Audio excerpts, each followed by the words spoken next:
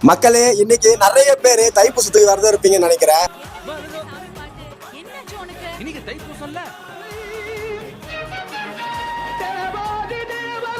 தைப்பூசம் அன்னைக்கு ஏன் விரதம் இருக்கிறோம், அன்னைக்கு என்ன ஸ்பெஷல்னு பாப்போமா? தைப்பூச நாள் அப்படின்றது பூச நட்சத்திரமும் பௌர்ணமியும் சேரனாலதான் நம்ம தைப்பூசம்னு சொல்லுவோம். அது மட்டும் இல்லாம சூரபத்ரனை வதம் பண்றதுக்காக நம்ம பார்வதி அம்மா முருகப்பெருமானுக்கு வேலை வழங்கிய நாளும் இன்னைக்குதான்.